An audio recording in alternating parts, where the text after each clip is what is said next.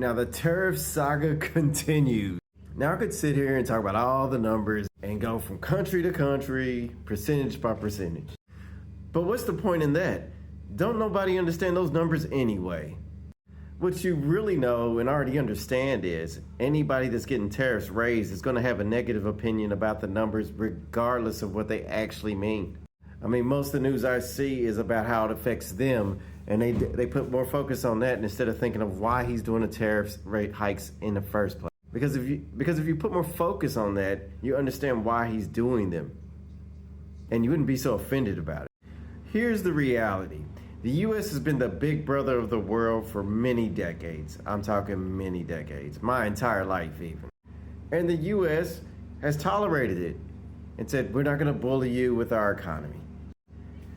But over time, it's gotten to where the U.S. is just being, well, exploited for that fact. Now, I don't mean exploitation as in, oh, people are really raking America over the coals. I mean as in just been able to take advantage without the U.S. really doing anything. I mean, did you see our last president? And it was only a matter of time before there was a president and a leader who would have the ability and the will to do something about it and say, look, we got to start this all over again. This just ain't fair in any capacity. The really ridiculous thing is, though, people are spending more time talking about they'll do it back when everybody acknowledges America has the most powerful economy in the world. Why aren't the countries that get upset about it thinking about negotiation first instead of retaliation? You can go a lot further if you negotiate than you do just retaliating. Because when you retaliate, you put yourself at more risk.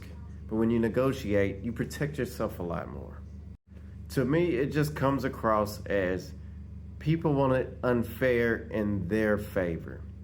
The minute you try to make a level playing field with anybody, or at least try to balance the scales in any shape, form, or fashion, that takes away their privilege or their power, I guess. Well, basically, just taking away their money. And let's face it, if you've been used to being able to siphon money, or at least exploit the bigger brother, you're going to be a bit upset when he says, hey, you're going to have to start doing more. I'm tired of doing this. And eventually that is what happens when people take care of things like that. It's just over time, they're going to get tired of it and say, hey, they're going to want something back. The reality is we need to give this more time. Even Trump says you have to be careful with him. And even though he's made baseline tariffs, they're not extreme changes, to be honest, if you look at some of the tariffs they put against the U.S. and other countries. So when you get these news cycles that are saying all these evil things, well, not necessarily evil things, but these negative things about Trump, think first, what is their motive in this? And are they offering a better alternative than what Trump's saying? Are they acknowledging that he's saying it's not a fair deal and dealing with that issue instead of just saying, I don't want to pay more? Come on, man, think about it. Just think about it.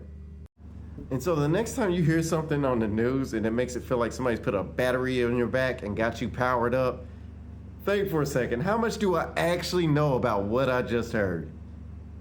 And if you think all I know is what they just said, then maybe you should do a bit more research if it's triggered that emotion in you. So that way you know whether or not to even really care about it in the first place, or is it some exaggeration just to get your attention? Anyway, y'all take care.